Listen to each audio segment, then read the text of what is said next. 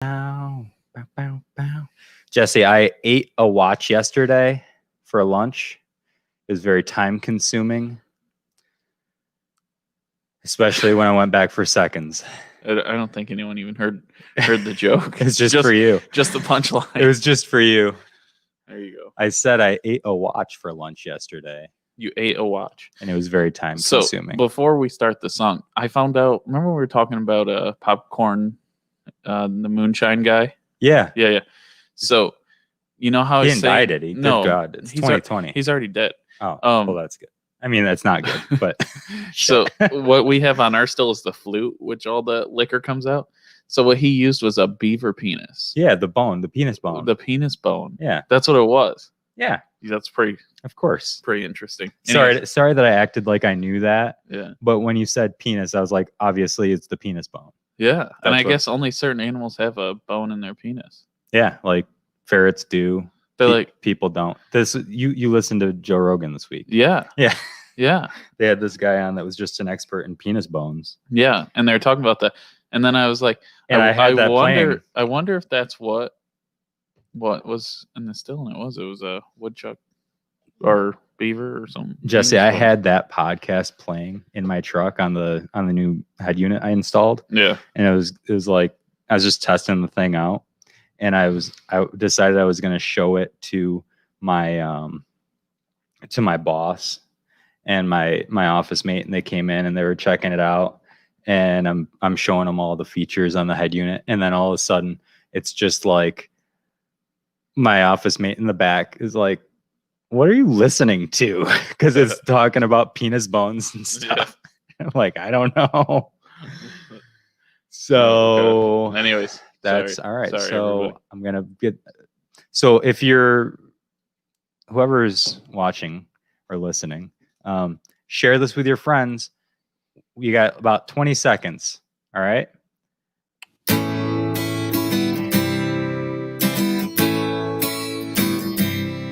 Who's there? It's rare. Who's there? It's rare.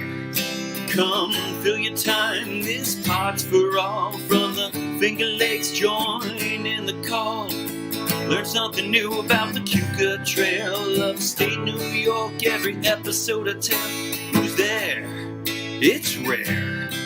Who's there? It's rare. It's rare.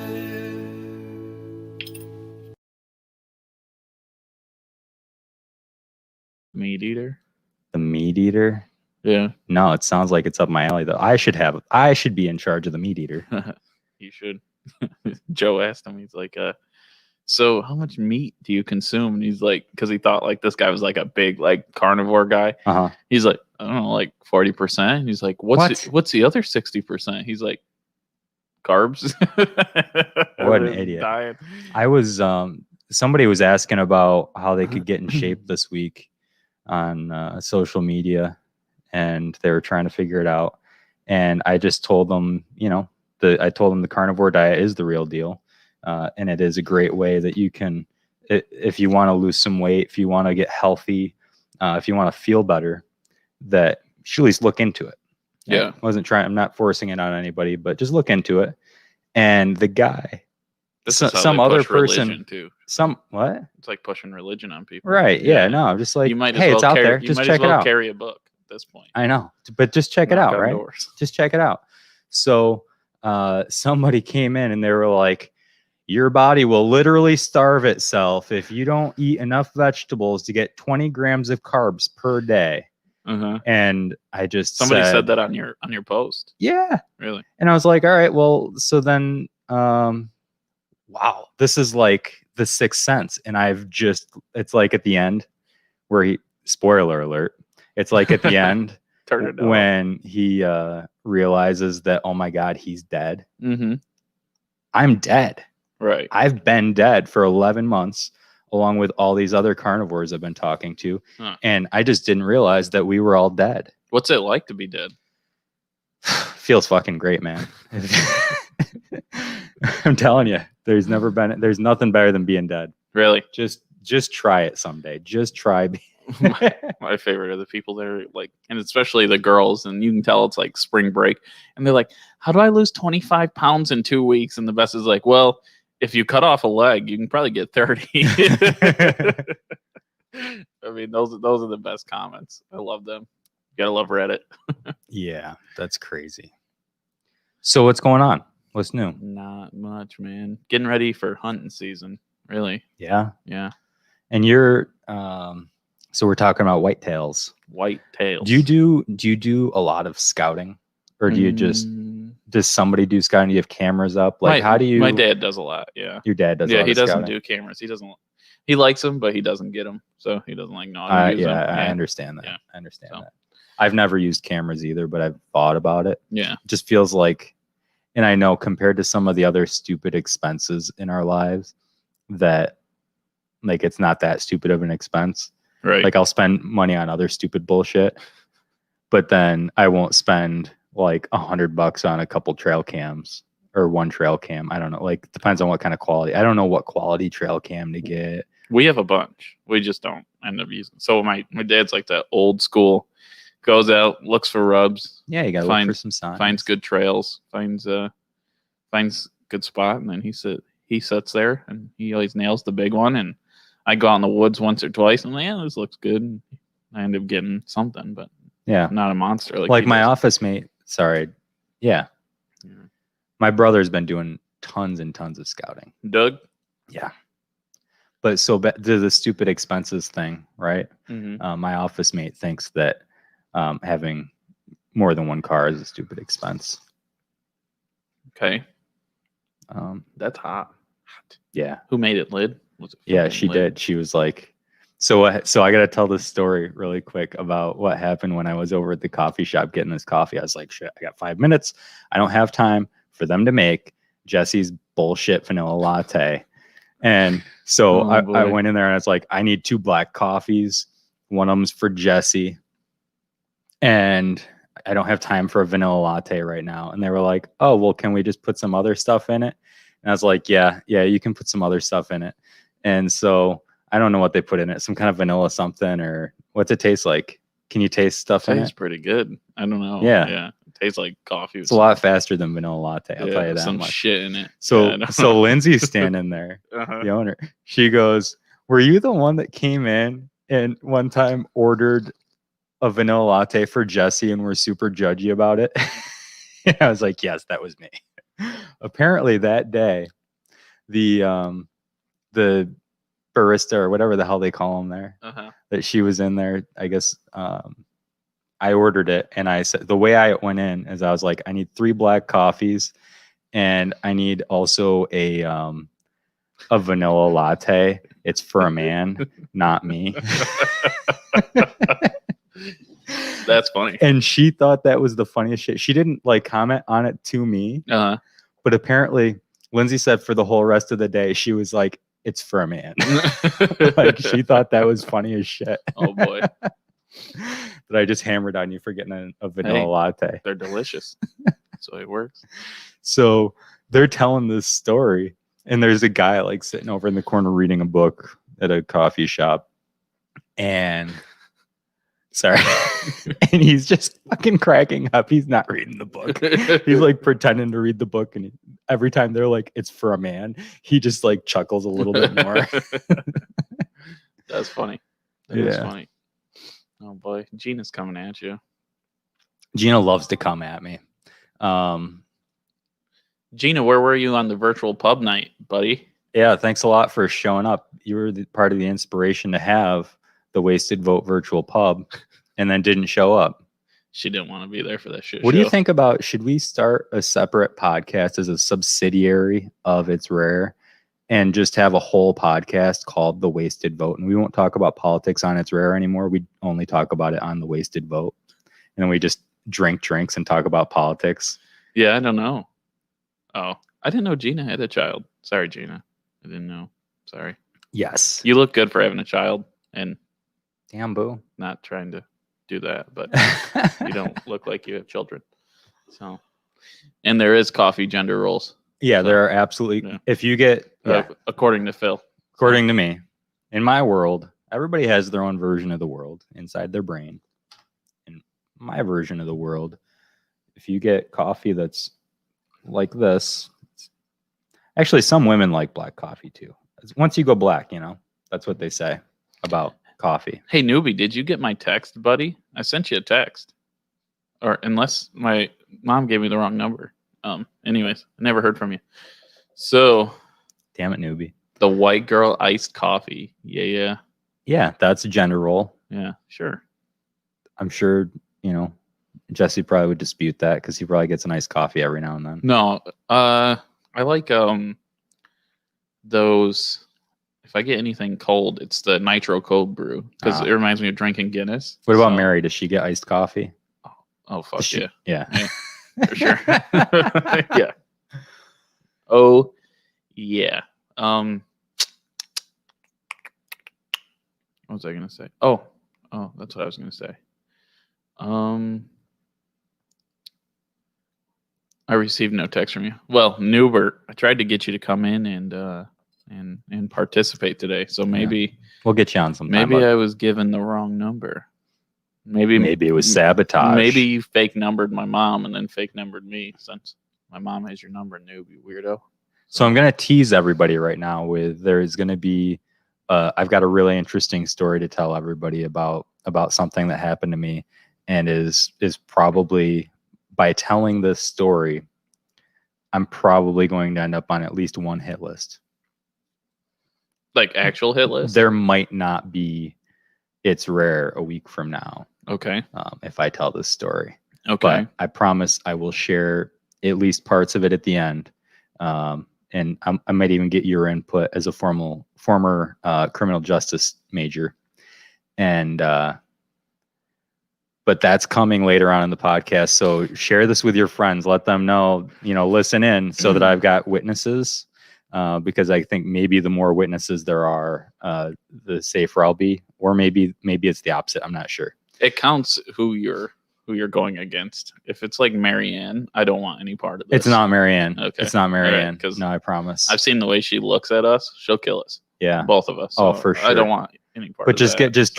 give us some likes, some shares, stuff like that. And so that we can get some other people watching this and listening to this. So that we've got some. Yeah, I've seen it. The more interactions you get during these, the more they show people on their timeline. Yeah. Yeah. The more likes and people share and stuff. That's pretty. I didn't know that. I really did. I just thought it's crazy. Everybody's seen it. Yeah, no, they don't. And so if you're the other thing is, if you're watching, you can go up and can make it so in your settings for the It's Rare page, you can make it so that anytime a live video comes up, it alerts you.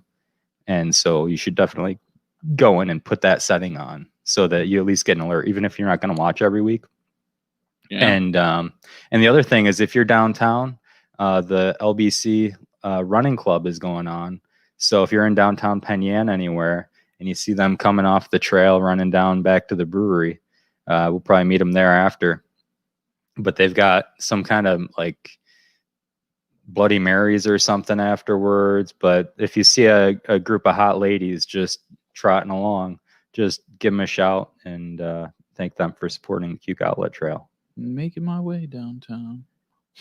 Jesus Christ. So what's the deal? So what's the deal with the election? And I miss you. You don't remember that song? That was a good song. Nobody remembers. Down. Anyways, yeah, I don't know. So the election.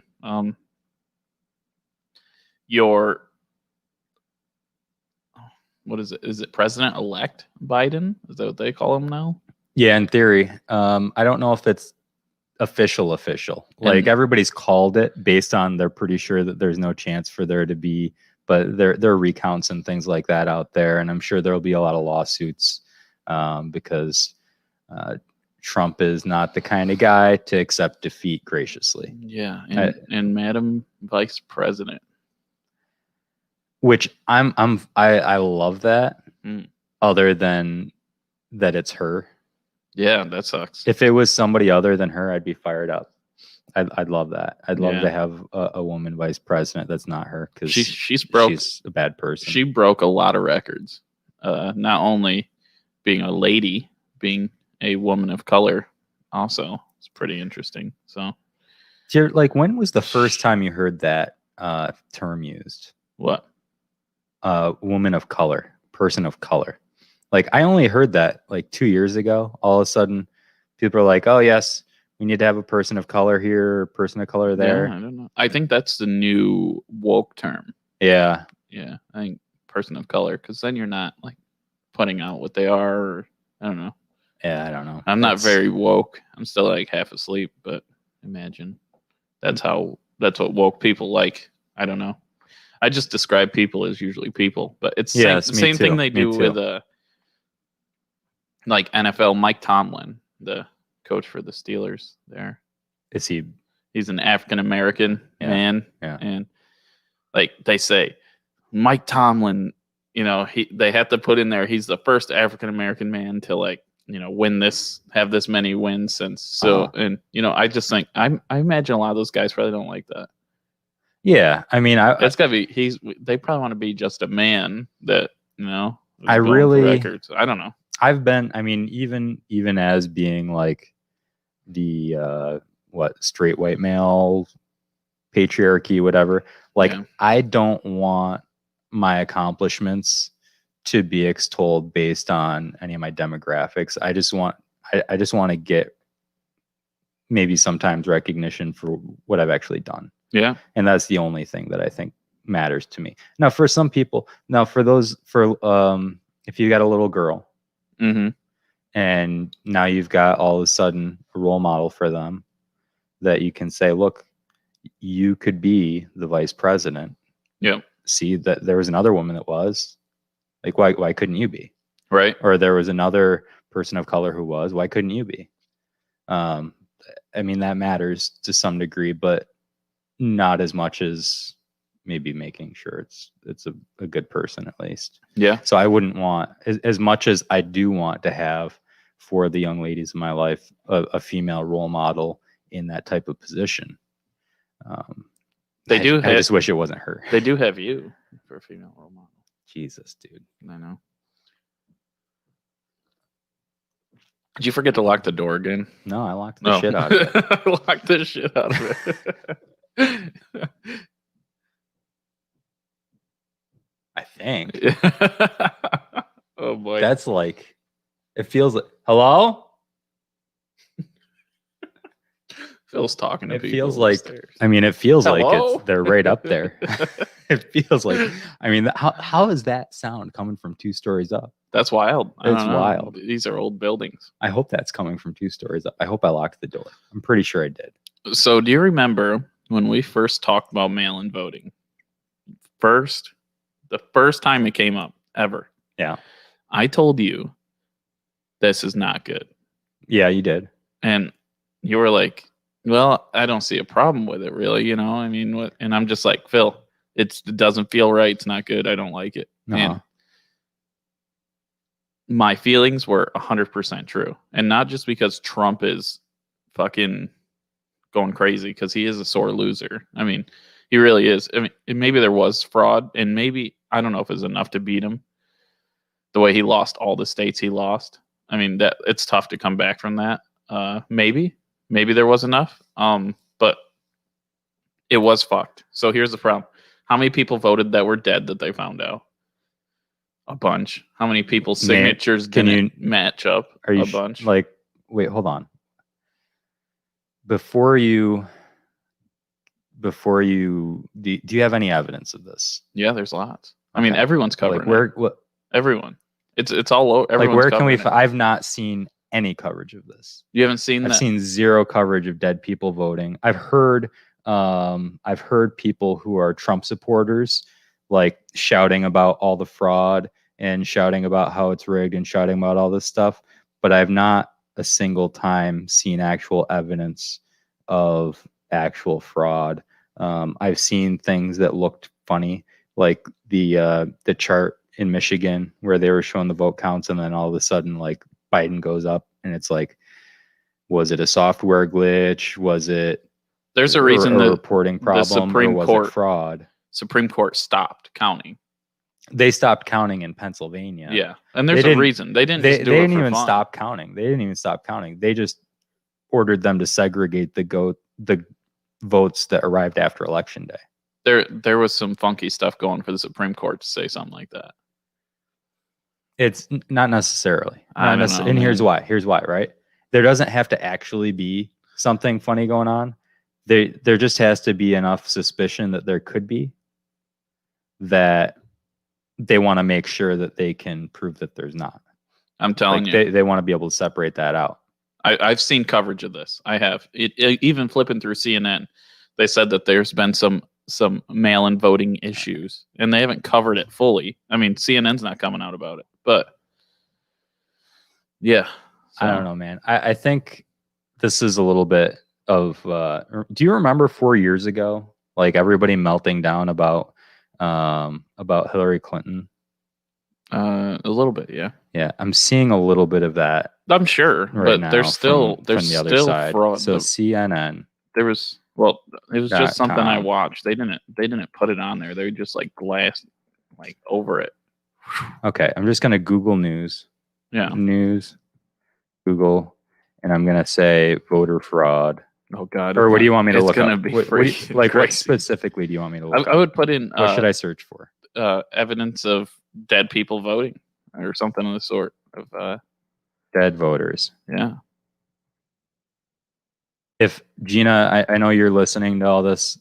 She's ripping So you up if right you there. can post a link to any evidence whatsoever that any of this has actually happened, please do, and I'll read it right here on the podcast. But I need actual evidence. I don't want to, because we can have this conversation all day long, but I don't want to explain to everybody how much evidence there was or how much something horrible happened without actually having any evidence to support it. So let's see. Election fact check. No, 21,000 dead people in Pennsylvania did not vote, according to the New York Times. How claims of dead Michigan voters spread faster than the facts? New York Times. Verify. No evidence of widespread cases of dead people voting.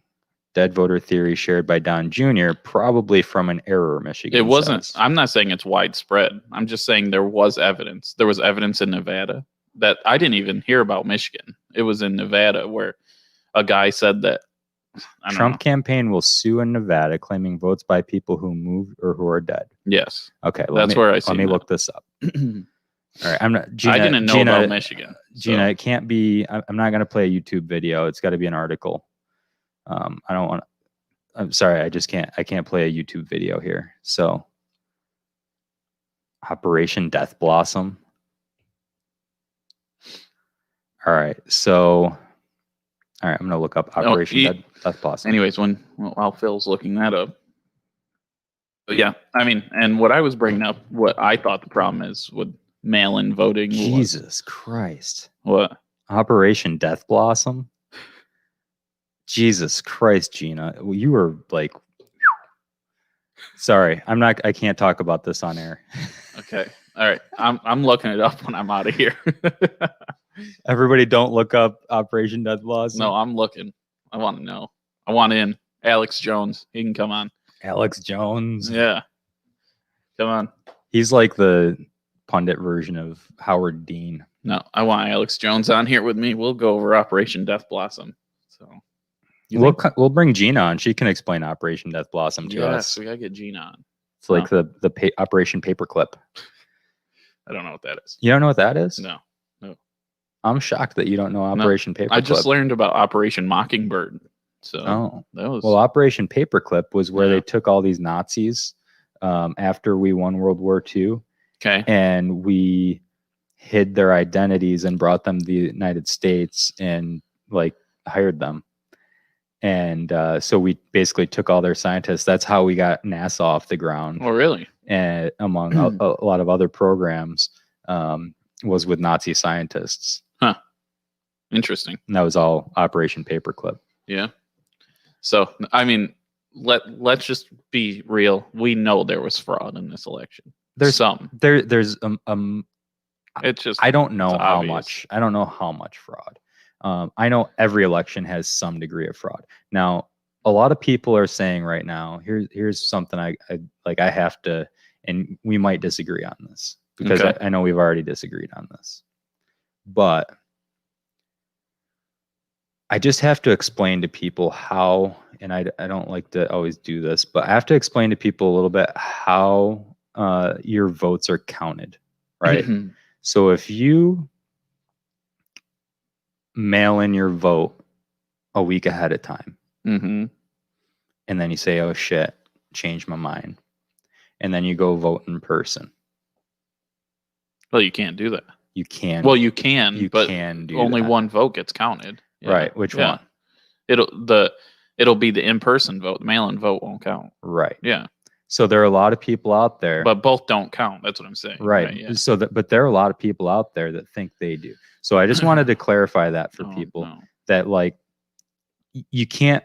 Your vote didn't count multiple times. People aren't voting multiple times legitimately. Right. Like they're not voting under their name multiple times. That's not the fraud.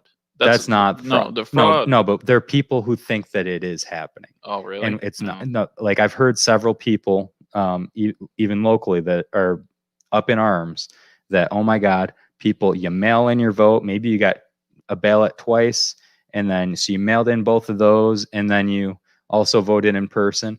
And when you do that, it doesn't count all those votes. No. They do link your vote to you. It is a secret ballot. Yeah. But they do link your vote to you before it's counted. And then the data stays separate, but they will pull out those prior votes. Right. Now, it would have worked in the 70s when there wasn't computer software. But no, it goes right into a software. I know. Once your vote's done, it's done. Well, and even before that, there were written logs. Here's the problem with fraud is when people die and the government doesn't catch up that they're dead. Isn't that nonsense? Which happens. That's ridiculous. Because to report dead, it's a huge system. And in some states, reporting someone dead is tough. Yeah, communication. It goes through it goes through the county. Then it goes from the town level. When you die, you go and you get whoever your local coroner is. Then, and it's usually a funeral home. Then he reports to a county, and then the county takes the statistic and reports to the state. Right. And this isn't and things get lost in it. And that's how it's not people who are saying my 120-year-old grandfather. No, it was your father who died 8 months ago. Right. Or your grandfather who died within the year. And that's where the votes were being counted in Nevada, because people were taking those ballots and just signing them because they're like, fuck it, whatever they sent it, I'm going to send it in. Sure. And that's where the fraud was coming. That's what I'm saying. I know there's not enough to affect it wholly, but there is fraud, and that's why mail-in sucks, because if you're not there, how can you guarantee it? That's one aspect of mail-in. Yeah. And I've thought through this a lot. I've thought a lot about this. And I don't think voting is good, right? We want the most participation voting as we can get, right? In person. Okay, separate it from that for a second. Okay. Separate it completely from whether or not you think it's fraudulent. Okay. Okay. If you thought that every vote that was cast was legitimate, just as a mental exercise. Okay. Wouldn't it be best to have the highest participation possible? Like to have every person who's eligible to vote. Okay. We're saying nothing, just everyone votes. Yeah. Everybody who's eligible to vote votes. Sure. Yeah. Wouldn't that be the best? Yeah. Yeah. Right. I'm not trying to. Yeah. This isn't a trick question. No, I just no. So right. That's good. Yeah. Right. So now I've got this internal dilemma of how do you do that and make it as you want to make sure it's legitimate. Now there are some countries that have been doing completely electronic voting. Now you can do your taxes online. You can do credit cards online. You manage all of your money online. We've got ways to verify identity. It's probably easier to verify identity online than it is in person or or certainly via mail-in ballot. Well, for sure. But I would say online's probably, you run into the same problem. So the countries You that run are into the doing same it have problem. not had problems with fraud. That they report, or that we know of, or that they even care to say. I mean, how well covered? It's hard to know. It's hard to know, but we don't hear half the things that happen. But the report is that they are not experiencing uptick in fraud due to that system. But what I think that could do for us is we've got all these ways to verify identity. I've got a system. I've signed up for like ID.me or something, and you have to verify your identity like 7 different ways in order to get into this system. And they use that for a lot of different things now. Right. All I'm saying is that those are things that could be used for voting, and then we could increase participation. Now, on the other hand, I do think that it's good in some ways that you do have to put some level of effort into voting, because I think it makes it worth more to you. When they open up the polls that early, those early votes, there's no reason most people can't get out there. I know there's some people that really can't. I get it, you know, and we should know who they are, and you should have to say, I can't go out and vote. I need to mail and vote. We understand. But other than that, all right, you know, I'm not for it. But that's not, I still don't think that has anything to do with Trump losing. Maybe one state, let's say. I'll give him one. Let's say one state. It was enough. I do think it does, though. So that's where we disagree. So I don't think it increased fraud. I think it increased participation, but I do think it led to Trump's loss. I'll tell you what leads to Republican loss real quick, Phil, has nothing to do with any of this as much as it has to do with the universities and colleges right now. It's all the teachers are progressive liberals that push their political agenda on everyone there. I'm telling you, I've been to college. My friends went to college. It's 100% true. Open thinking is it's like you're supposed to go to college. You're supposed to have all these questions, and you're supposed to be able to think openly and have opinions. And it's not that way. I mean, I don't know what Cuke is like. I've never been there, but I know what colleges I went like, any higher learning I went to was like, and I know my friends, all the places they went. Those are the people that are taking teaching positions. You're not seeing your conservative Republicans teaching. So that's not across the board. And I work in academia to some level, and I'm involved with certain organizations that specifically promote that open inquiry. That's what promote critical thinking. I'm not trying to give anybody any points of view or positions on things. I'm just trying to give them ways to evaluate those things for themselves and give them the tools to be able to think through things. So I understand what you do. You've never experienced that in your life in higher learning. Let me think through that. Because I have. It's a long time. It was 13 years ago. I graduated from undergrad. So sociology, psychology teachers, both hardcore liberals.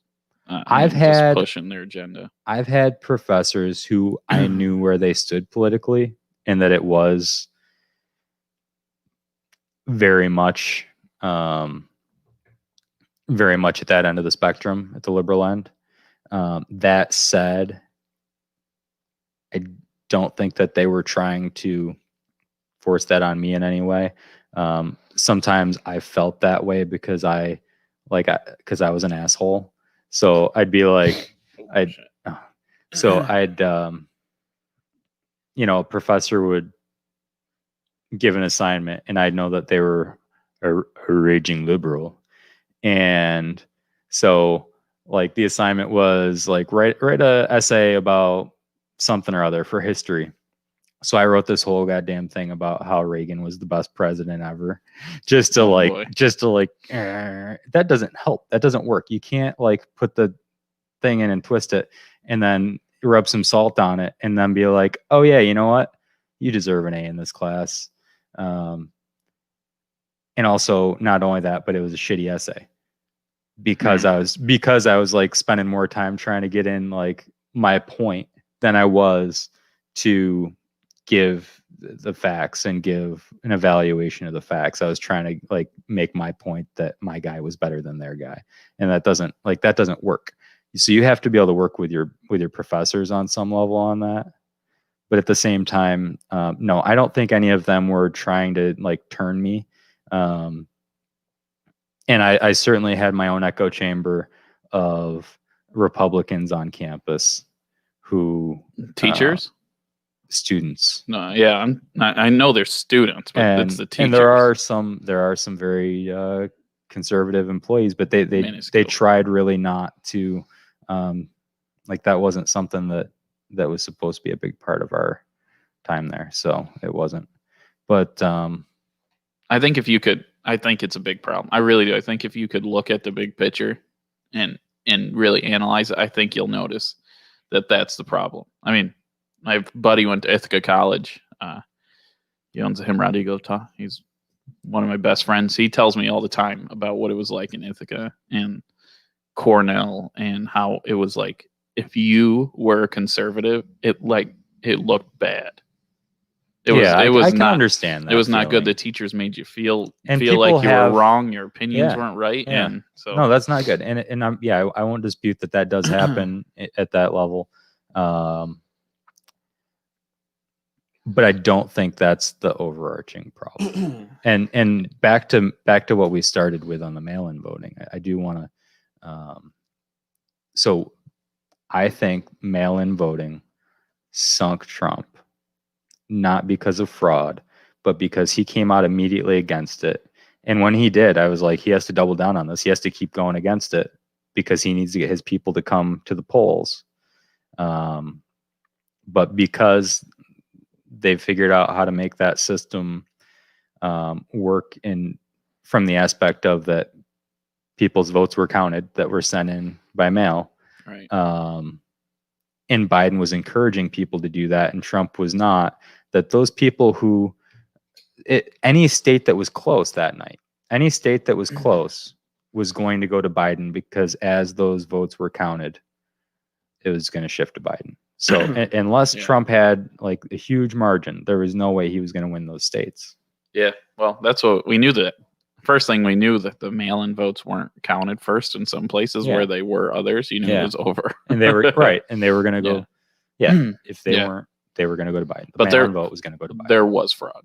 I mean, it's as plain as day. It's if you can't see that there was some sort of fraud more than typical, you're crazy. So I mean, doesn't mean that Trump will win. How can you know that already? Like we just the things that we've covered. It's been a week. It hasn't been a week yet. The things like, that what have been evidence covered. do we have? The dead people in Nevada voting, the Supreme Court halting votes, just little things like that where there's some more fraud in this one.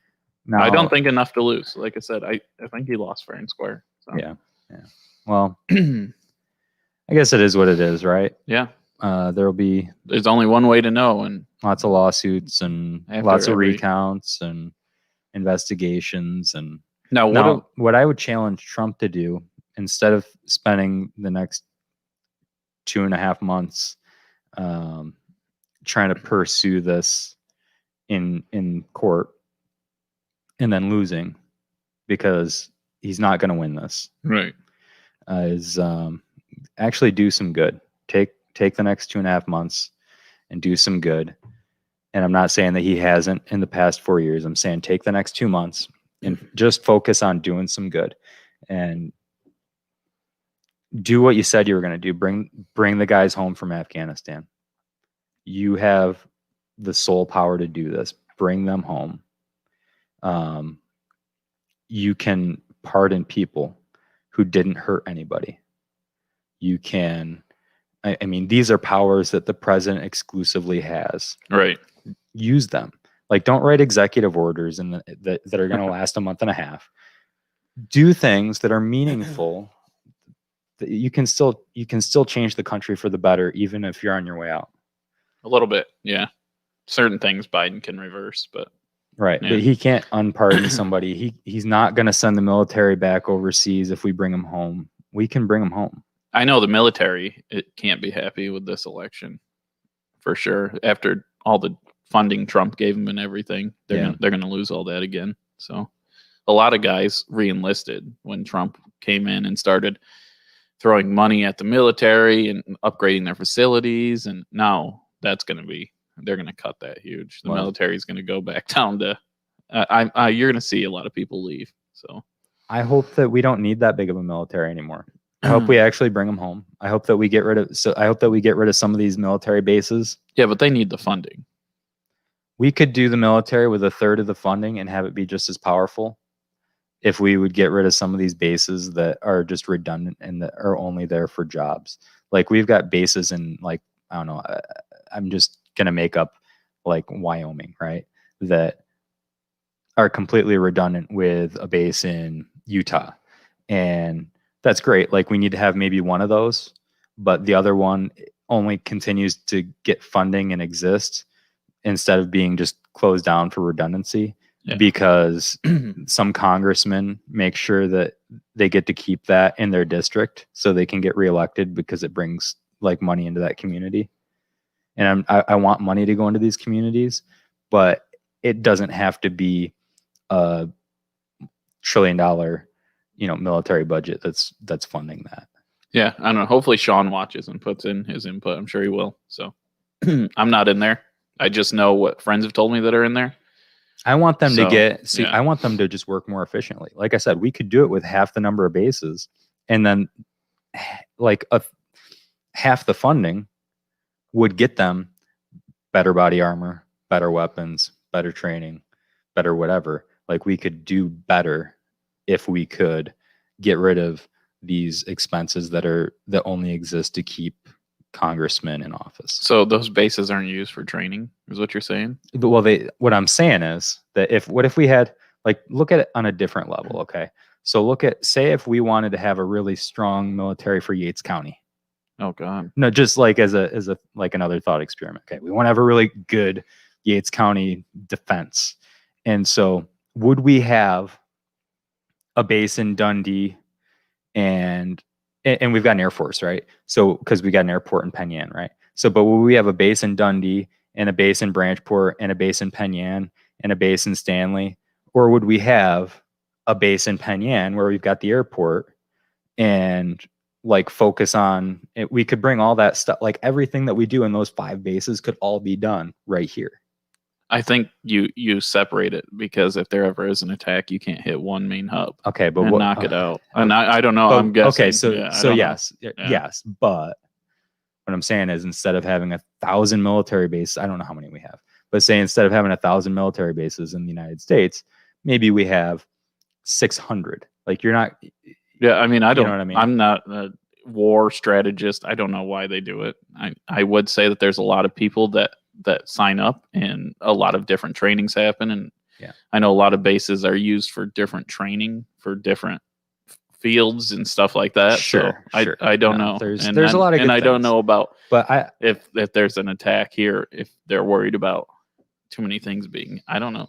I have no clue. That is out of my wheelhouse, but I know that many military people are not happy with this election. So. Yeah, I don't know. Many military people weren't happy with Trump's election either. It goes both ways. Well, no, he did have the huge popular vote in the military in 2016. It was the general. Right? The generals. Who gets into the military? Who gets into the military? Rural kids, right? Yeah, I don't know. I really don't know who gets in. I've never looked. So much higher percentage come from rural areas than from urban areas. Okay. Well, what way do they lean? More red, right? Right. So you're getting more people from the. Yeah, thanks, Katie. So there are about 5,000 bases total. Yeah. And 600 of them are overseas. And we could probably do with less than 5,000. Yeah, I don't know. Probably do with maybe 4,000. Sure. Anyway. Yeah. That aside, I don't disagree that probably more people in the military would prefer a Republican president. Yeah, just the funding. That's all. They got a lot of funding, a lot of new things. I just want to bring them home. Yeah, I don't know. Um, I'm just a kid from Dundee. I don't know what the hell any of this stuff is about. So no clue. I can just guess what people feel. so yesterday my dad came up, and I'd been using his car for a while, and Yeah. so we're getting it cleaned out so we can ship it off. Are you related to the Jane Auto people? Down? No. Okay. No. Well, there's like a Jane. I don't know. They have Anyway, an S at the end. I don't know. No, they do. Oh, they do. That's what. Jane's. Yeah, it's Jane's. Oh, that's like the. Okay. All right. So anyway, so I don't know. He's trying to figure out who to send it to. Probably them. But anyway, so we're cleaning out the car, and he's looking at it, and he goes, "Could you use that battery?" I said, "Well, I don't know. Let me check the Jeep. It's the wrong size for the Jeep. It won't fit the Jeep." He goes, "Well, why don't you check your car?" So I look up what size for my car. Nothing. So then I go to my truck. Sorry, Gina. I have multiple vehicles. So I go to my truck, and I'm looking under there, and it's not the right size, but the truck, like the battery that was in the truck there's different sizes that you can get. It's the Right. smaller version. So anyway, so I'm looking in there, and he's like, "Can you see a date on it?" I didn't see a date. So I start like looking a little bit harder to see if there's a date somewhere. And I look down. Like, what's that? Jesse, my dad heard me swear more times yesterday than the entire time I was growing up. Nice. There's a giant hole in the frame on my truck. Really? The whole thing looks perfectly spotless. It was advertised. On the advertisement, it says clean frame. Okay. And I look down and I'm like, what is that? So I touch it, and my hand goes inside the frame on my truck Holy shit. that I just bought. Sorry, I gotta fix these. Does that hurt your ears? Yeah. Today they are. I don't know what the hell's going on. Yeah, So there was your hand went through it. And here's the thing is you can't do anything now. what do you mean? They'll kill you. Well, that's what I'm saying, right? This is why I'm saying I'm you're going to be on a dealing hit list. Can I like dealing with the fucking I'm mafia? going to dude. show this to you. So Putin, just so look you at know. this. Look at this. Wow. Holy shit. Wow. Wait, it gets better. Look at that. Wow. Jesus Christ. You see that pink marker around it? Yeah. What is that? Somebody looked at this truck. A mechanic looked at this truck, probably while doing an inspection, which, by the way, it passed. Wow, even back there, it's fucking rotting away. It's crazy. Yeah, I don't think it's bad back there. I don't think it's as bad as it looks back there.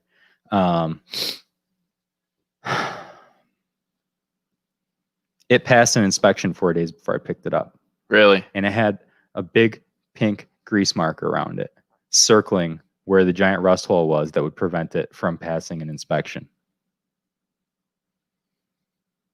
So I'm hoping, I got to get under there again and look at that other rust spot that's further back and see if that's actually harmful or not. Jay, good damn it. But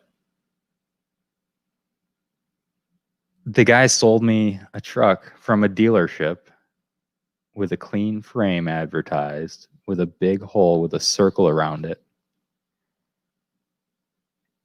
And I was pissed. I'm sure, but that's what happens when you go to a dealership and everyone's speaking Russian. No shit. Yeah. I'm not trying to sound like xenophobe or whatever. It's just, here's the thing. So I'm going to end up in a fucking ditch. Putin, listen. I met Phil maybe 6 months ago, maybe a year. He is my friend, but I don't want to die.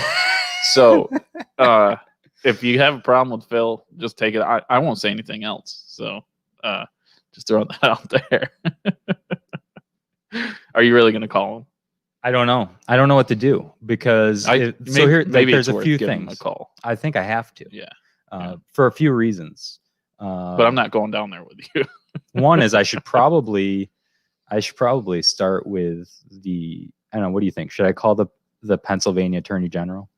Oh, I don't know. I don't know what are Pennsylvania's laws like. So the Lemon Law doesn't cover used vehicles, but there's a federal law. It's like the McGillicuddy Act or some shit like that. It starts with an M. Schnapps. Huh? And it basically allows you to get damages up to 3 times the amount of the cost of the repairs or otherwise. But they won't help you if you've already like sued the guy.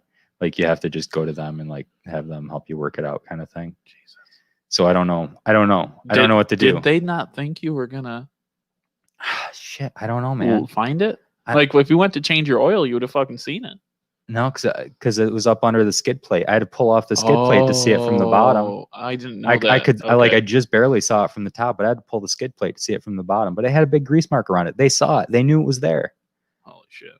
So I'm hoping. So anyway, pretty frustrated about that because I'm in love with this truck right now. Like I love it, and I've spent already a lot of time and money improving it since I bought it. Is there anything you can do to fix it, to patch it? I don't know anything. Well, so I had a problem with my Jeep a couple of years ago where it had a hole rusted in the frame, and they were saying that it wasn't going to pass inspection. So I called every body shop and every welding shop I could find in the area, and they were like, "Yeah, we don't do that. Yep, we don't do that. Nope, we don't do that." And it was just a little spot. Like wasn't much. Like they just wouldn't do it. So I finally got a hold of this guy out in Dundee, and he goes, Mennonite, cool guy. He goes, yeah, do that. I'm like, so let me just confirm that you're saying that you'll weld on my frame because everybody else says they won't do that. It's a welding shop on 14, right? No. Oh, that's not, because that guy will do anything. Yeah. And he goes, yeah, I'll do that. I can do that. So I drive out and I show it to him, and this is my Jeep, and he crawls under there. He's like, yeah, is it like that on the other side? I'm like, nope, just this side. He goes, yeah, I can do that. Bring it by tomorrow. Okay. Can you tell me how much it's going to be so I can bring the money? It's like, well, $60. Like, all right, yep. Sure. See you tomorrow. Buddy. So I'm gonna go see him on Tuesday. I took the truck out yet. Like as soon as I saw that, my dad and I hopped in the truck and we cruised out there and got the guy on the horn and had him come out and look at the truck. He looks at it. He goes, yeah, it's a nice truck. I welded a lot of these ones. And I said, do you think we can save it? And he goes, well, if it's just that, like when we cut it out, if that's as bad as it is, I weld it up real quick, and like you can even just wait for it. Really? Instead of having to drop it off. I gotta blow my nose. My allergies are killing me. Oh, it's disgusting. Sorry, Phil. So anyway, the guy. So anyway, I think the guy's gonna weld it for me. And I think it'll be fine. I hope that he doesn't find anything nasty when he cuts into the frame to remove the rusted part. But man, I'll tell you what, how pissed off, especially I've been telling everybody what a great deal. I got this great deal on this pickup truck. I love it. It's like a truck that I've wanted for years. And I finally got a chance to get one.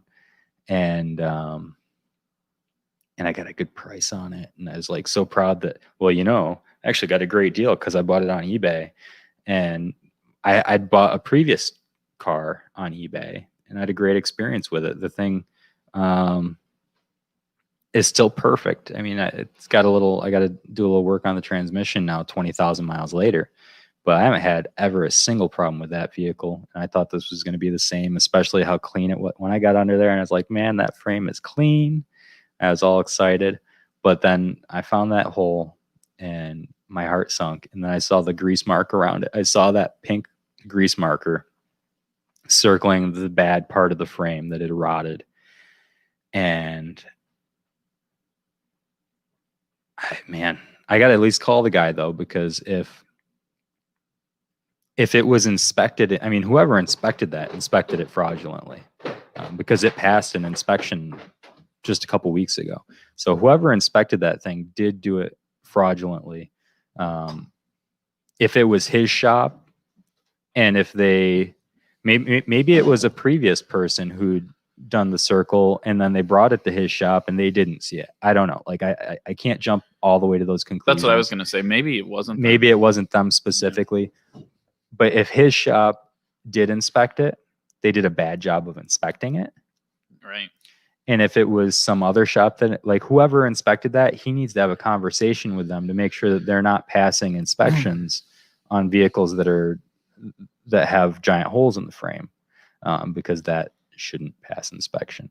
So as much as I would like to get some kind of relief for my expenses and for the thing not being in the condition that it was advertised as being in, just as much as I'd like to have that happen, I want to make sure that this doesn't happen to other people. And I want to make sure that that guy knows that, like, he might know, he might not know, but I want to make sure that guy knows kind of what's going on in his shop. Well, is Jay doing some self-promotion?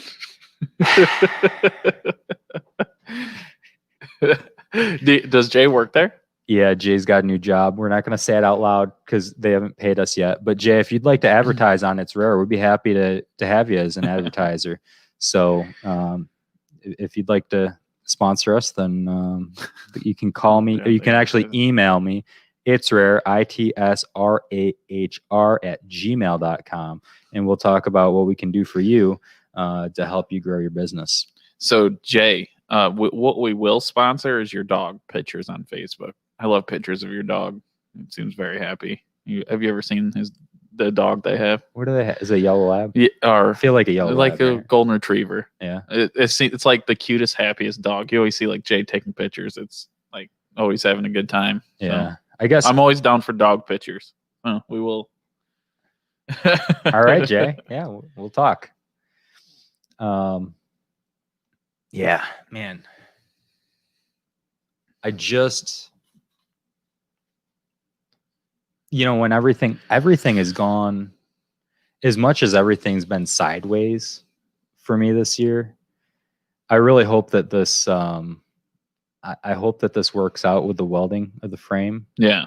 Because in that everything else will be, that there aren't any other Easter eggs. Right. Because it's okay to find Easter eggs on Easter. It's not okay to find them in November because they stink. And maybe they're cold. Like, not now.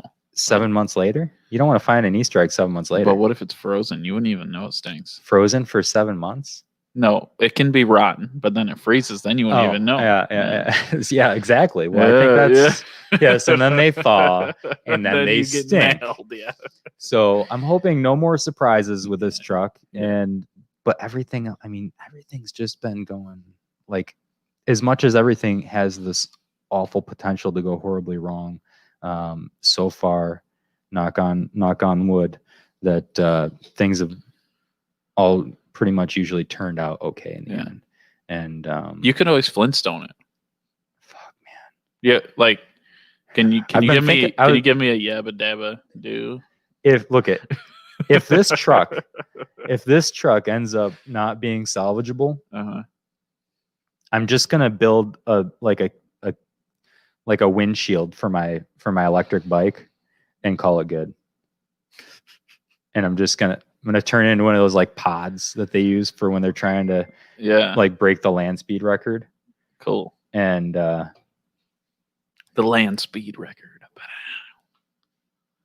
Yeah. So next time. Yeah. Next time, Jay. We'll do that next time. Cool. Yeah. Sweet. So, well, hopefully the truck's good. So I'm just hoping. So should I say the name of this dealer? I'm gonna save it. Save it next time. We'll do. I'm gonna save We'll it. pitch a good pitch for him. So. Yeah. No, I'm talking about for the one that sold me the truck. Oh. Should I warn people not to get involved with it? I don't think they'll know who it is. I don't think it'll matter. But one more time, Putin, whatever Phil says, I want nothing to do with. So. Damn it, Putin. I do. If you want to come at me, dog. Come at me. He's gonna send the Spetsnaz after you, and they're gonna fucking destroy you. It's gonna be over. I'm gonna get one of those knives that they've got where it's like a knife, but it's spring loaded and the blade will shoot out at you. I'm gonna get one of those. I guess supposedly that their special force. I think it's a Spetsnaz. Yeah, Spetsnaz. Are the best. Yeah, the badass. You don't mess with those guys. Like they've got one mission in life. Yeah. No, thank you. And they don't have to follow the rules that ours have to follow. Right. Yeah. Because if you just mention that they've done something wrong, then you go to a gulag. Ooh, gulag. That's in Call of Duty. Yeah. I don't want to be in a gulag. Yeah, no, you don't. It's just you against one guy with a gun, and if you die, you lose. And What? if you win, you're back on the map, man. That's what it's like on Call of Duty. I don't know. I don't get to play video games much anymore, but whenever my buddies get me to play, they're like, "You're going to the gulag." I'm like, "What the fuck's the gulag?" And I get I'm in this prison, and people are throwing rocks at me, and I'm like running around, and some guy just comes up and blasts me with a shotgun, and I'm like, "So what happens now?" They're like, "Well, you're dead." Oh, okay. You're done forever. Yeah, Sorry. Sorry, that was pretty interesting for me a couple nights ago. Playing video games, some Call of Duty, which leads to violence in our children. Just kidding. I don't believe that. But do you think, do you think it doesn't lead to any violence? I don't know. I mean, if that does, then movies do, and music does, and I mean, it's just a slippery slope of where does it begin and where does it end? I'm not convinced that it does or that it doesn't. Yeah. I was just curious. I don't know. I mean, I wonder. Shit. That the guy that killed John Lennon. What was the book he read? Do you remember? Oh man, I don't know. Probably something about Yoko Ono. I can't remember what book he read, but he. Wasn't he into was it How to Kill a Mockingbird? Or it was The Catcher in the Rye. That's what it was. Catcher in the Rye. He read The Catcher in the Rye. For some fucking reason, he's like, "Oh, I got to kill John Lennon." What the switch? What the fuck? What did you read in that book? Because I didn't read anything where it says you're supposed to kill John Lennon. I mean, I might have missed something. I don't know. I'm not looking for it, but I had to read in high school English. So I don't know if I should read it or not. Don't do it. I don't know if I should read it. John Lennon's already not dead. Read it. He's dead. Well, I guess does that make it safe to read it now? Maybe. I don't know. Maybe you'll want to kill someone else, like Putin. So, if I took down Putin, what do you think would happen? You'd be the leader of the USSR. I think that's it. I think you just have to wrestle. Do you have to kill him, or do you just have to wrestle him? Yeah, but with shirtless. your shirt off. Shirtless. Yeah. That's what I'm gonna say. To take your shirt off, get on a horse, and you're gonna be surrounded by bears chomping at you guys. That'll be the circle, and he's fucking. Whoever gets pushed off the horse into the pit, the bear pit. Newbie, stop it! I don't know what you're saying, but don't do it, noob. Oh boy, I have to use Google Translate on that one. Well, I guess it's probably this whole time Newbie's been Putin's goddamn informant. This whole time. Shit. I feel like Newbie's not even a Russian name. Well, that's the way they get you. So his name's not even Newbie then. Do you think his name's Vlad von Noobski? It's Noobski. I'm gonna start calling him Noobski.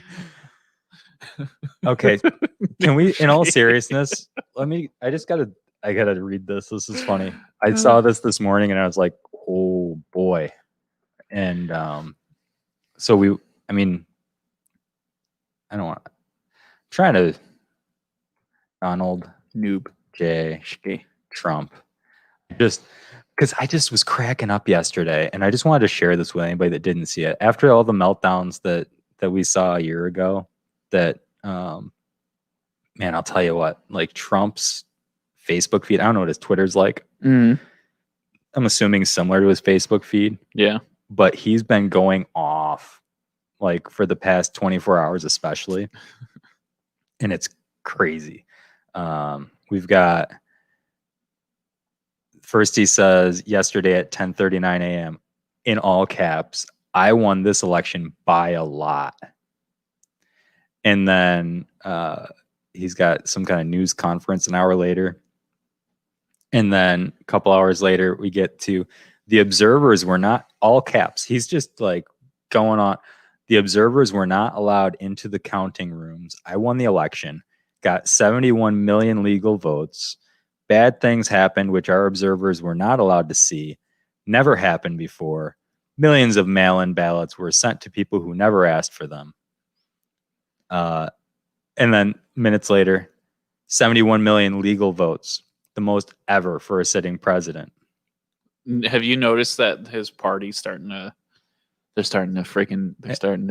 put distance? Oh yeah, They're already like yeah. Mitch McConnell's like delete.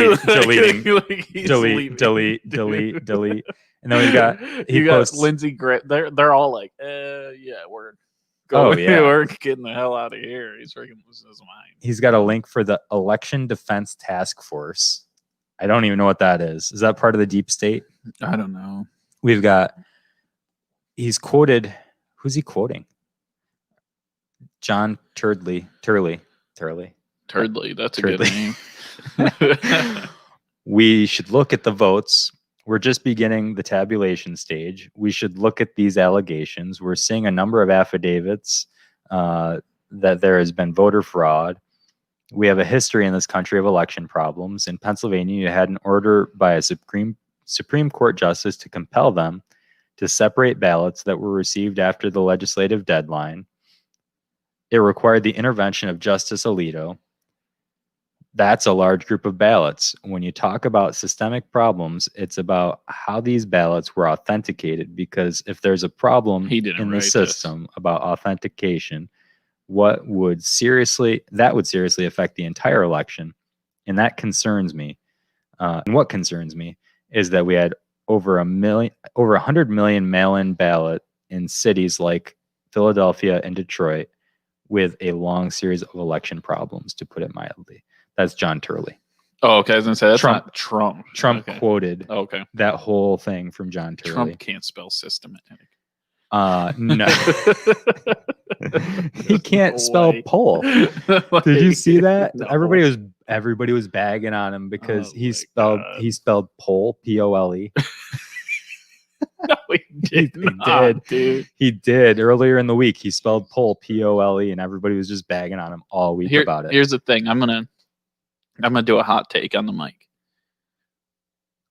You voting for your president, you don't vote for your president. Okay, stop voting for people and start voting for policies. Just stop. No more. Don't vote for people. If somebody's a horrible person but they have great policies, vote for policies. Like, fuck it. Like, I could support that. Why is everyone? Well, this person. I'd like them to be. This person's this way. This person's that. If you're so concerned about your president that you're crying that you can't function, there's a problem in our country if that's what a president does. A. B.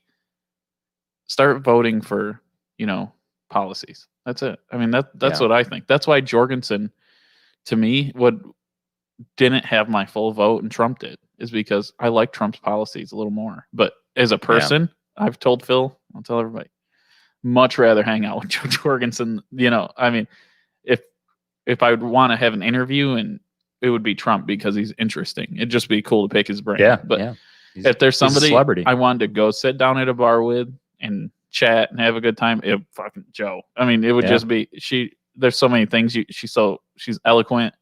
She's just, her intellect like kills Biden and Trump huge. Like, I'd much rather, like, so if you want to talk about voting for a person, dead shot, Joe Jorgensen. Yeah, way better person than those two guys combined. I mean, I know that you've got certain things about her proposed policies that you don't like, but I don't think that there's anything that's I don't think there was anything that she proposed that was practical. Like that she, like, if she was president and she said, even to take these like over exaggerated mischaracterizations of her policies and say, we're just going to open the border entirely.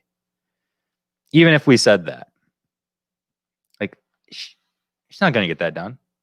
Well, right. I mean, you can't. Presidents never get done. What Right. they It's say not they're going to gonna get that done. but- So she might just make it like kind of come back to being more reasonable instead of more extreme. yeah, Um, I'm sure you can get behind that. If we were voting for people, this world, our presidency would be way different than. I mean, people need to vote for policies. yeah, And absolutely. the problem is half the people vote for policies, half the people vote for the person. And it's like, well, I'm going to pick the lesser of two evils. It's like, no.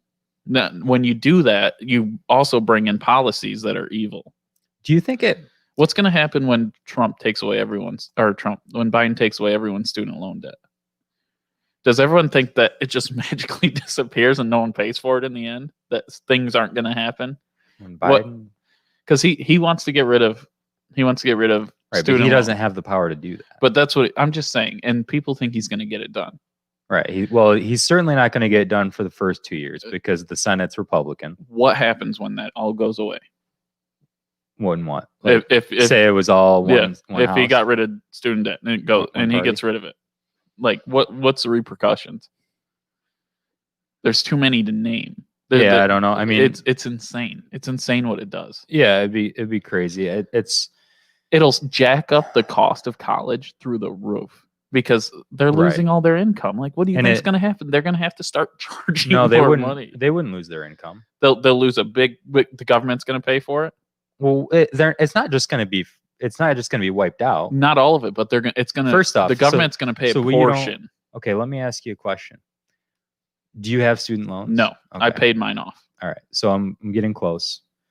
But for people who have student loans, did you ever have student loans?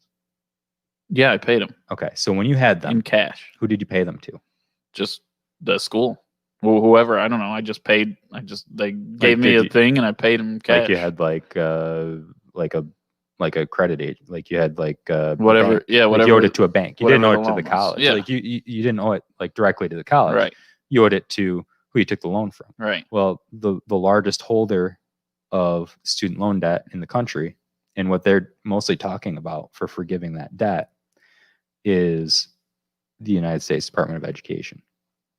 The United States Department of Education owns my loans and most other people's loans, unless they've taken separate private loans. So when that's not, that money's already been paid to the colleges. That's not no, that money's already been paid to the colleges. Like colleges, the colleges get that money, like before you start class. No, but what I'm saying is, and trust me, I did a lot of research on this. There's more to it than just the banks holding loans. Some colleges will actually do loans in the college, and maybe Some not colleges. New York State, but and community colleges big time. When it's small, they'll take, and so many people fault on these loans and don't pay them off. And I know there's a big problem with it.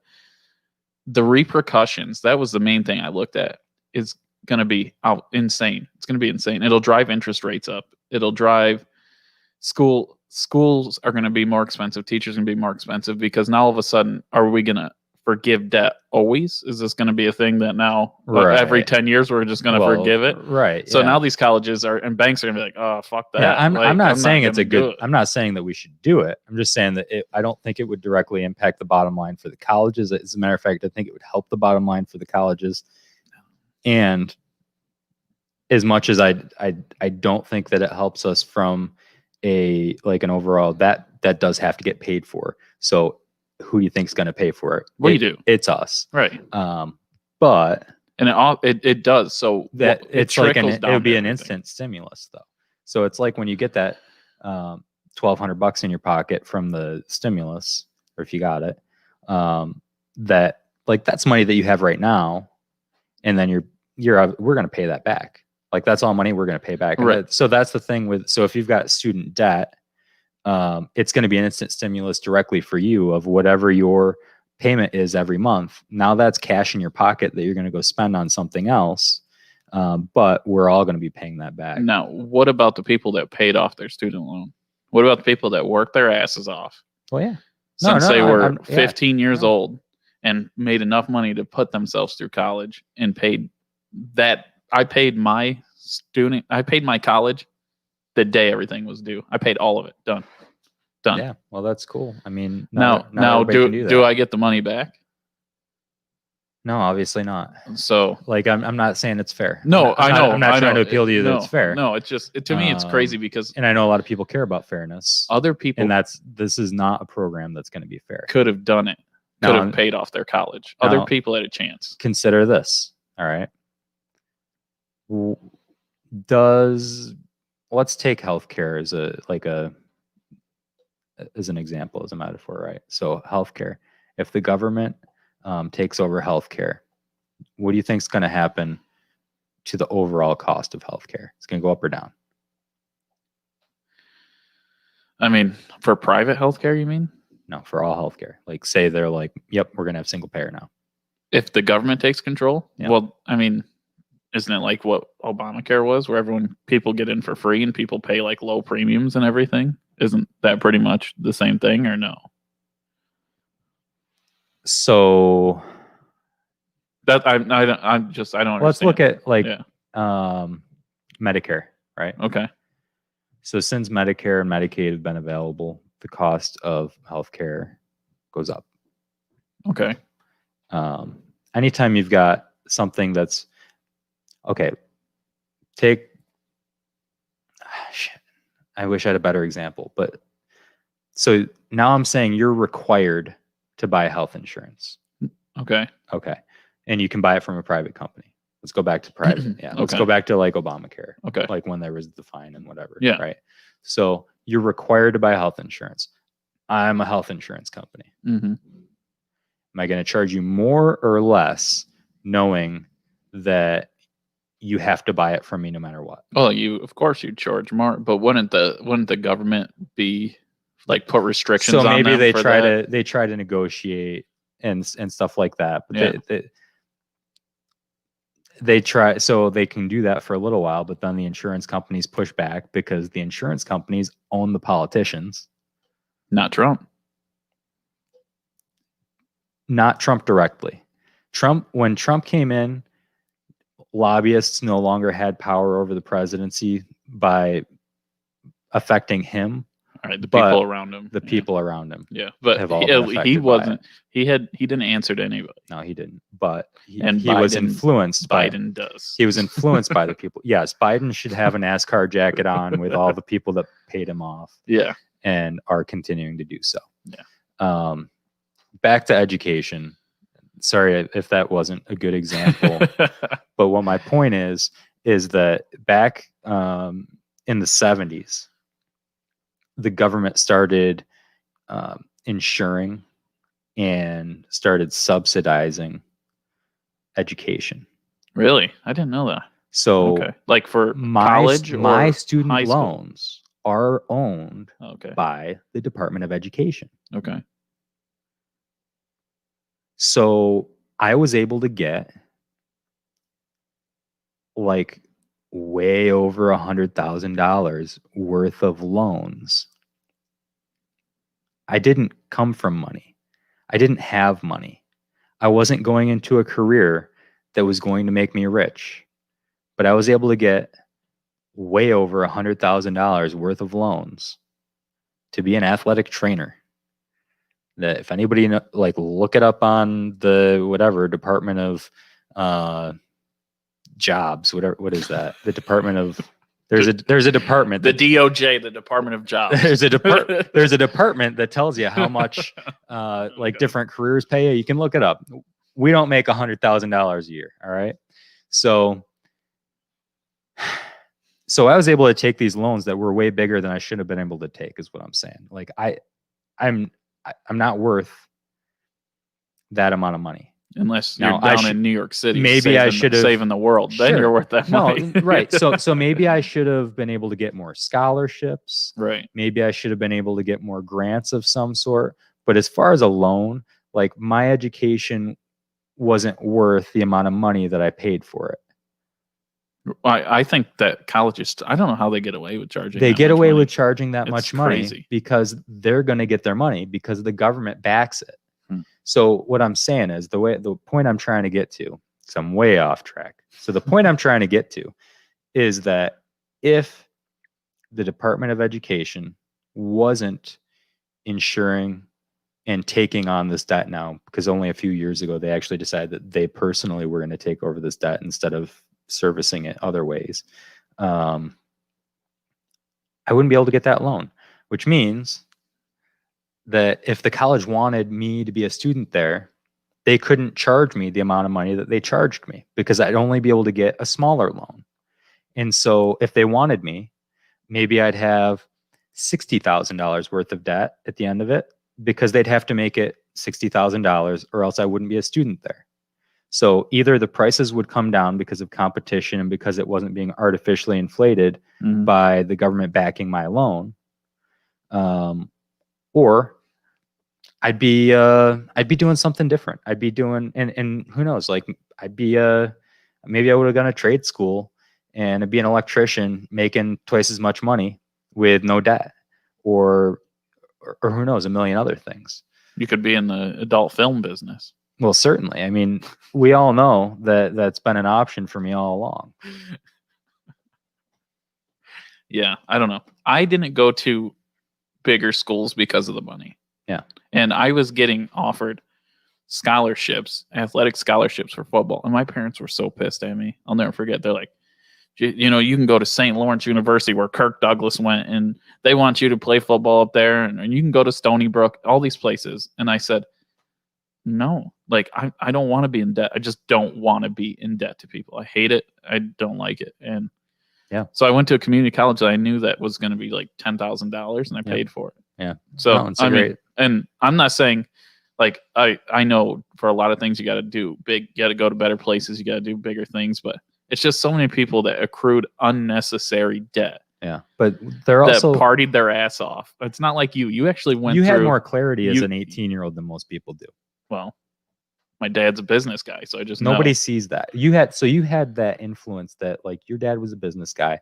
Your dad was good with money. Your dad understood how things work in certain ways and was able to give you that guidance that most 18-year-olds don't have. But I was working by the time I was 12, Phil. I'd get out of school and I'd work. So a lot of people don't have the ambition to work. Like I was working too. You know how much money I had saved up by the time I got out of high school? Like knowing you, probably pretty good. Like $3,000. Was that and it? I thought it was a lot. Oh, I thought you would freak out. I had never seen that much money in my life. I worked my ass off. I worked my ass off at multiple jobs, and that's how much money I accrued. Really? And that was a lot to me. Yeah. And I was like, man, I'm a thousandaire. I'm a thousandaire. I got thousands of dollars. And I worked when I was 14, I was cleaning the school all summer. Really? Yeah. That had to suck. My dad wouldn't let me work when I was in class for a while until I got to like senior year, and then I could. But yeah, so I was cleaning the school. Shittiest job I've ever had. I bet, man. Did not like it. When I was 15, I started working for a landscaping company. I worked for them for a couple of years, and for a lot of holes dug. $5 an hour. And is that really what it was then? Yeah, it was $5 an hour. And that's what my cheap ass dad paid me. Yeah, and you know what? If the one thing I had was that if he didn't call me before I got to his house, and if it was like raining or something, because I'd walk to his house and then we'd drive off to wherever we're gonna mow the lawns and stuff. Mm-hmm. And the one deal that he made with me, because one day he didn't call me and I showed up and he's like, "Oh yeah, Phil, we actually we don't have anything today."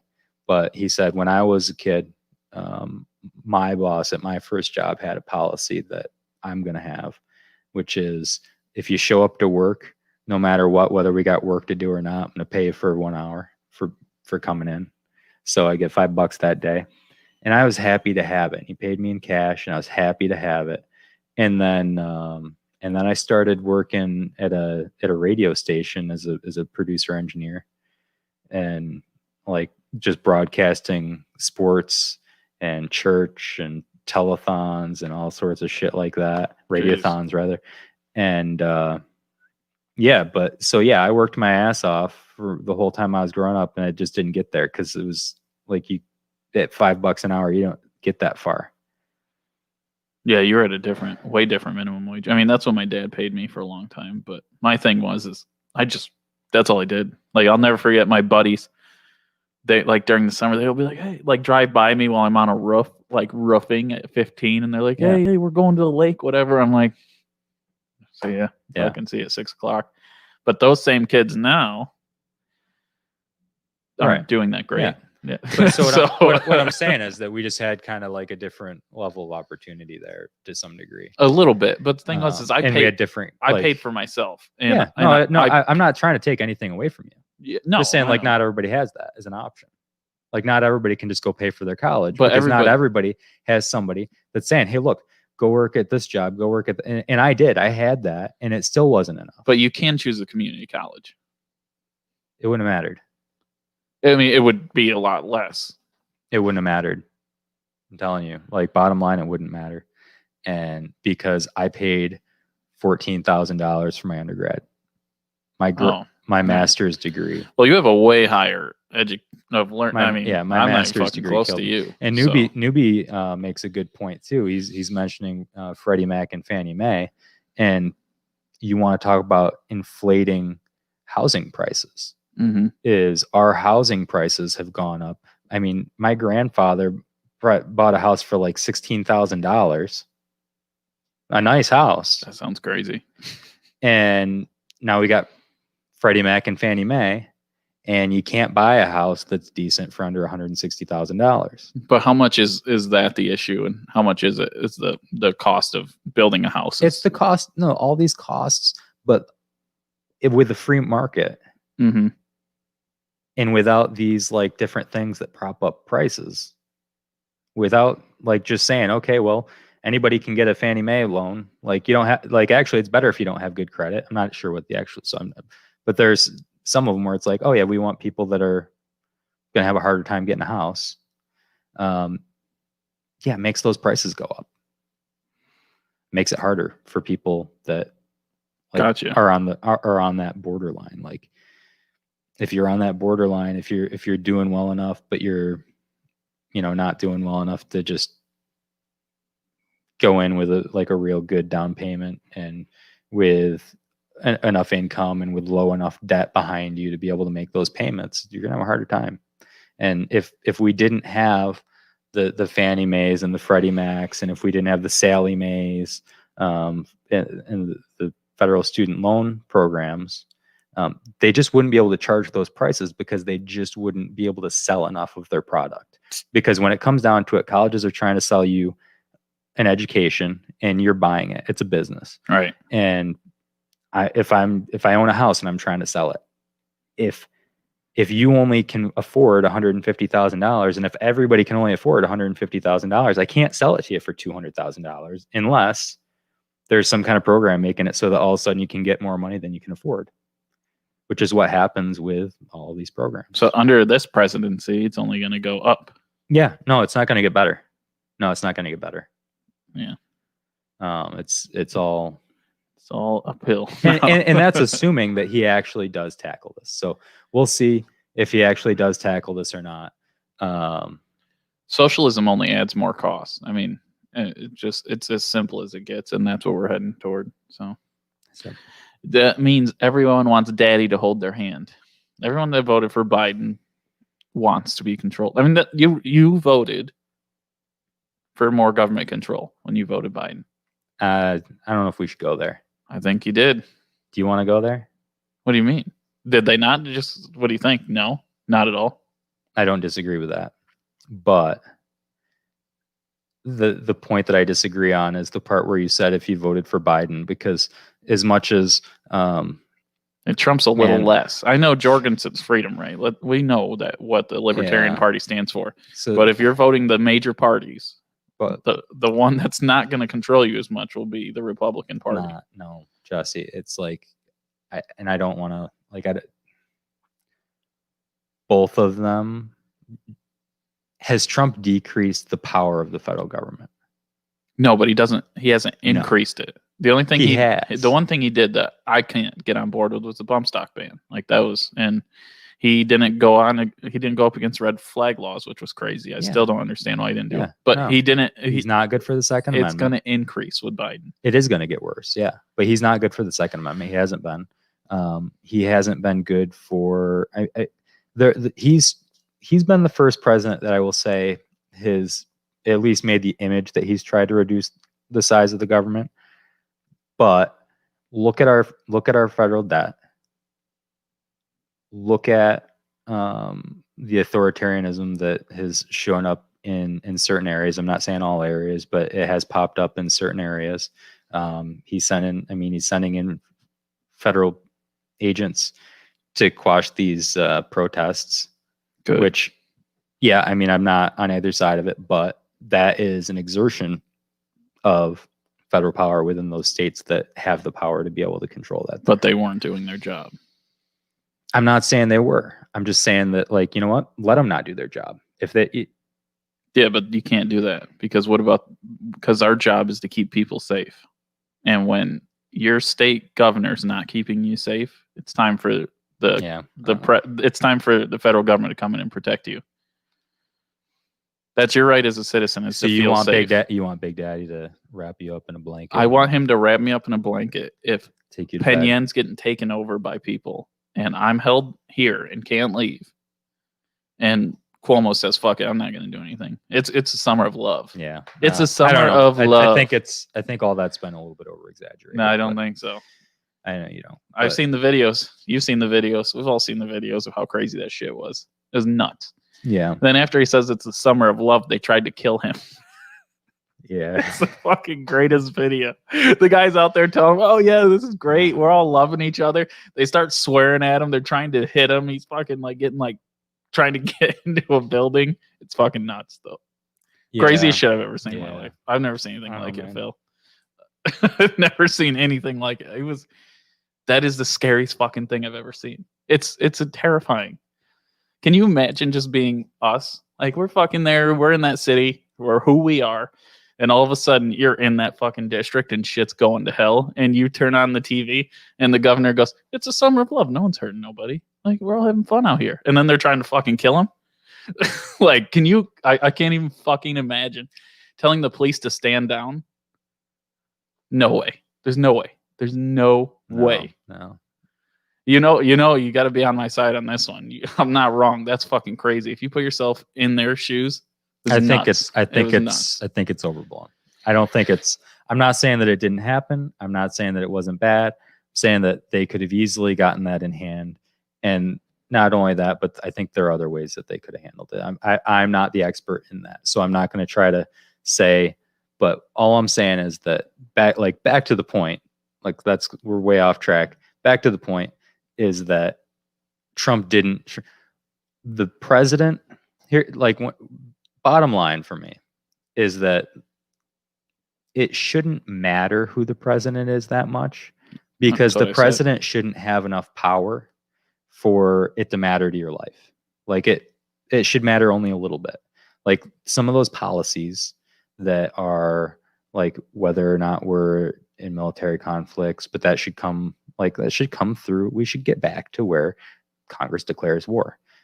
Obviously, you have to be able to move quickly, but we need to do some things, I think, to make it so that it really doesn't matter quite as much. You don't have to have a freaking meltdown because your guy didn't get elected, because it doesn't really matter that much. And that's what I was saying. We need to make it not matter as much. About a half hour ago, if you remember me saying, if it's causing you trouble when someone gets elected, the president has too much power. Yeah, exactly. That's what I said. Yeah, I was circling back to that. I was like, we're on the same. We're on board, man. That's we need scary. To just above all. So yeah, you were saying that, but then you went off to like, oh well, Biden's going to make the government more. The one his thing, policies. Yes. But so the policies, the difference is, and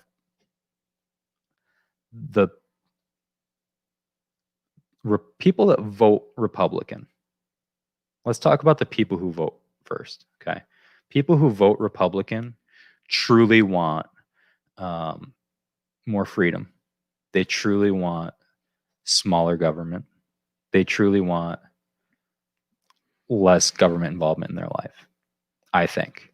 I would hope so. At The least the people who conservatives. vote for Democrats want a lot of times for things to be more fair, for it to seem like the government cares about them, for them to care about each other. They want more kind of like personal freedoms in some ways. And I believe that. I might be a little bit off on either one of those. What I'll say about both of those things is that they vote for the person they think is going to do that because that person says they're going to do that, and then they don't do that. The Republicans have not shrunk the size of the government. They've not shrunk the size of the debt. They've not increased our gun rights. The Democrats have not removed themselves from your healthcare. They've interjected themselves in your healthcare.